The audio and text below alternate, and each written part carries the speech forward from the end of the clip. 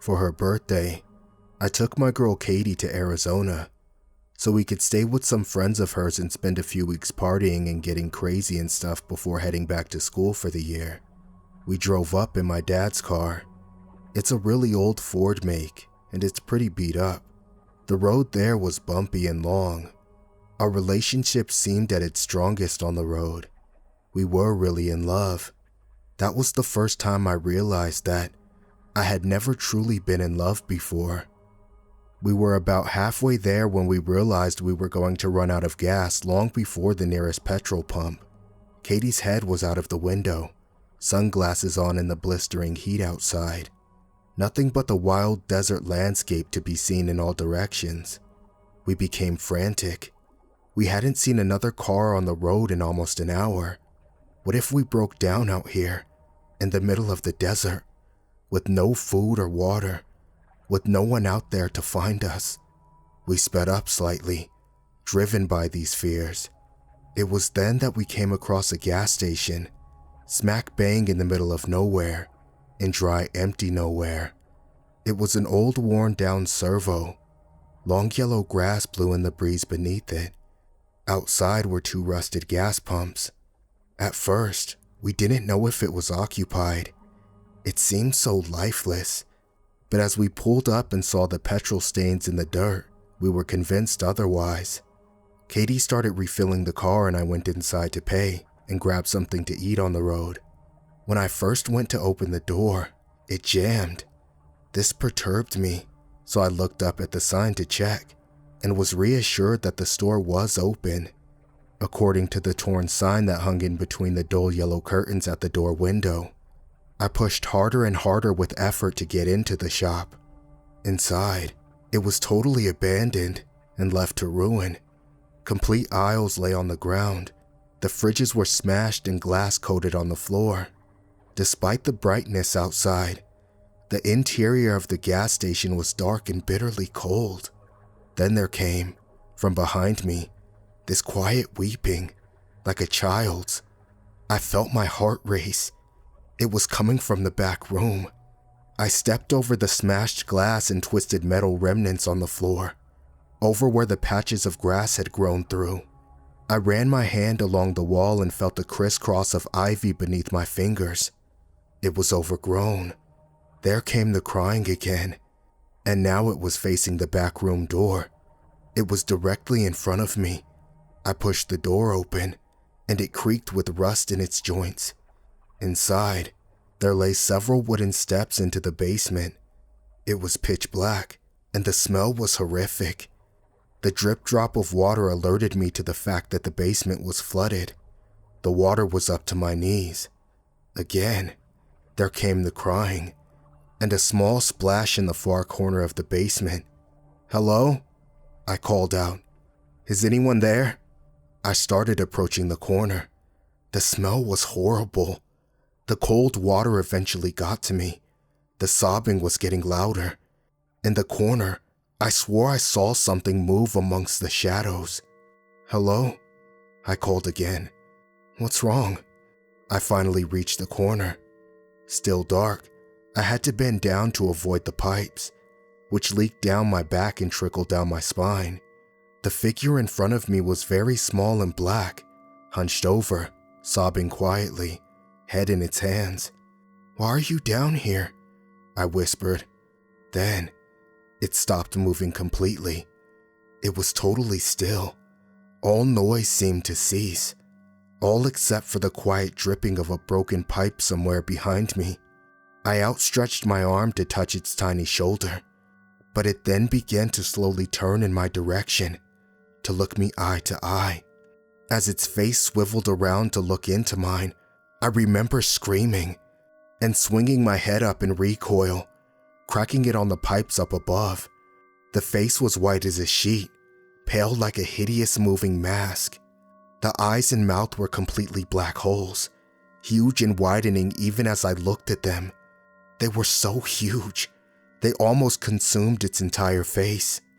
As I desperately tried to escape, it splashed towards me at rapid speed, uncurling its long, thin fingers. It was wailing now, staring into me with its huge black eyes. And as I scrambled up the stairs with great difficulty, as I felt my legs begin to give way beneath me, it sprinted out of the water and up the stairs towards me. I slammed the door, flipped the lock, and tore out of the store, into the old Ford. Katie began to laugh when she saw me, jeans wet, trembling with sweat soaking my chest. But I grabbed her and screamed at her to drive. For about half an hour, I could barely tell her what happened in the store. She listened and gave me a look of sheer horror. When I finally gave in and told her everything, she pulled the car to the side of the road and began to cry herself. I asked her what was wrong. She said, "I saw something while you were gone.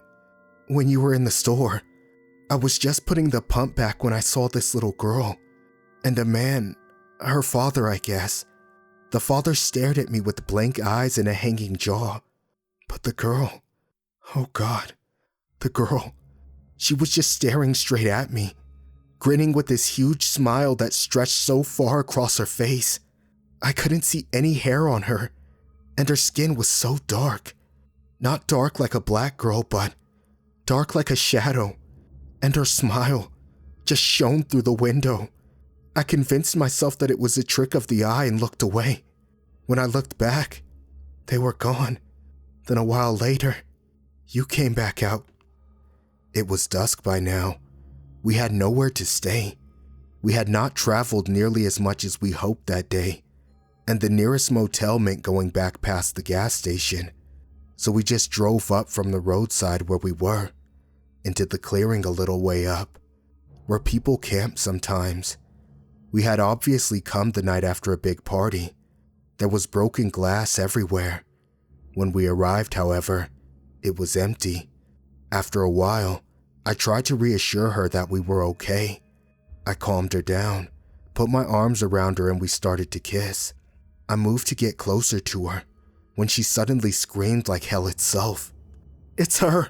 It's her!" she screeched, fumbling to start up the engine. I turned in time to witness a small black face, grinning literally ear to ear with only darkness inside.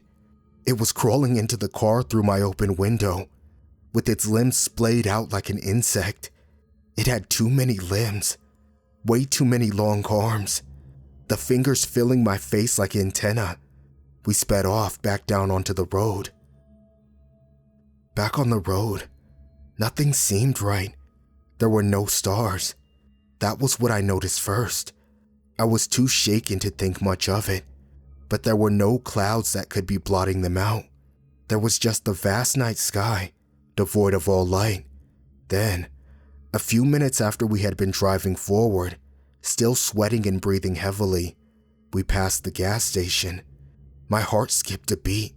The gas station was at least half an hour away, in the opposite direction.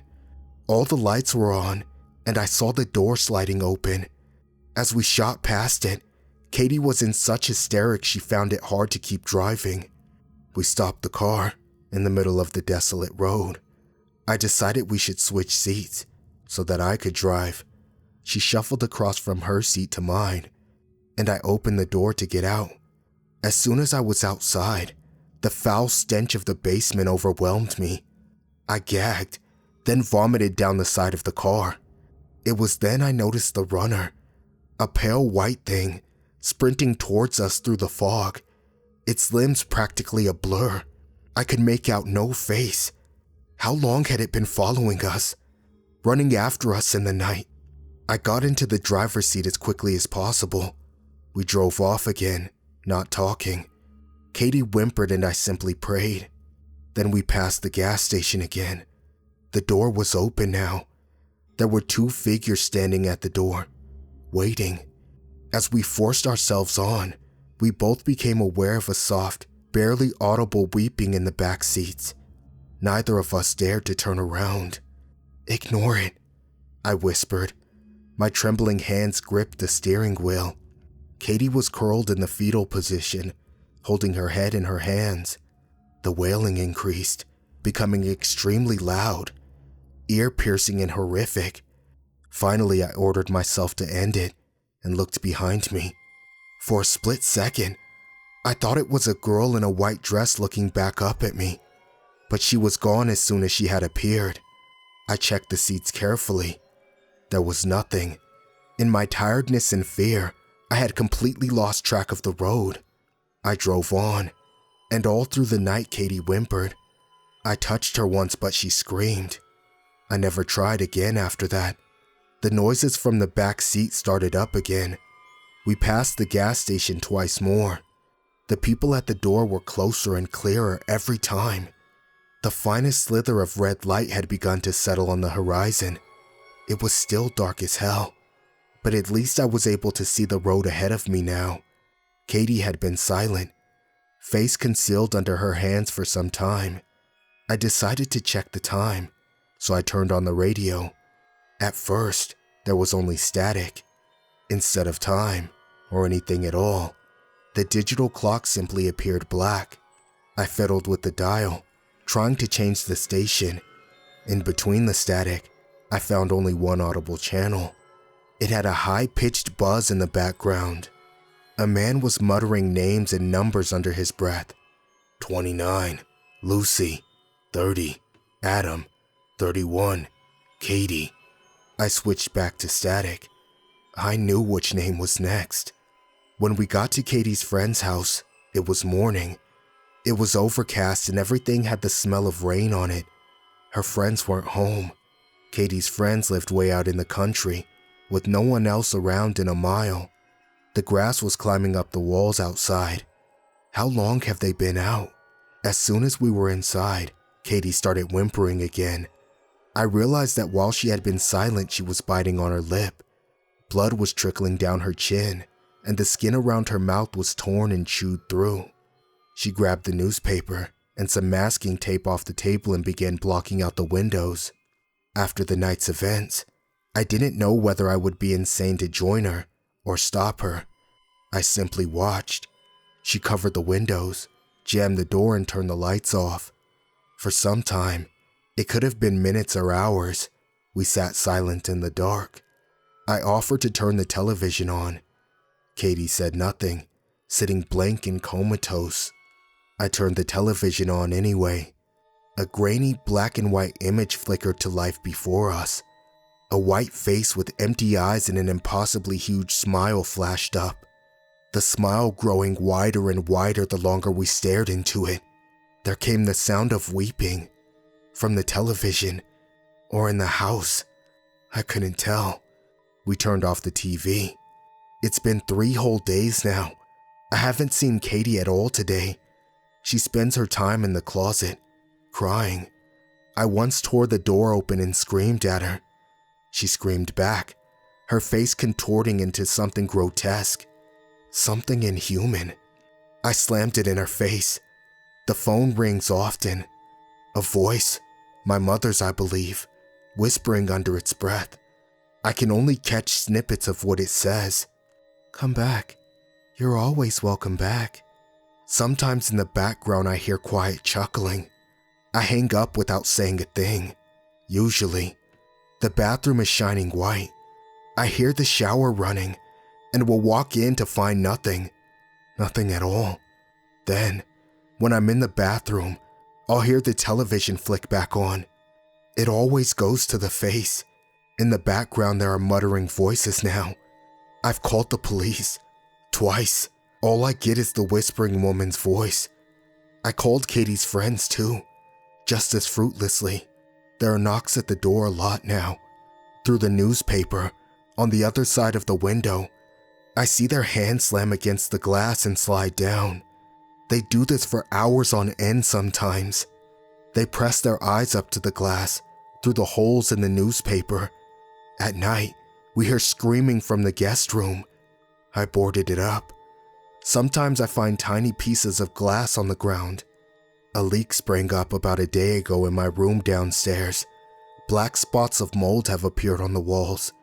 There is a smell throughout the house, seeping in from my room, the odor of decay.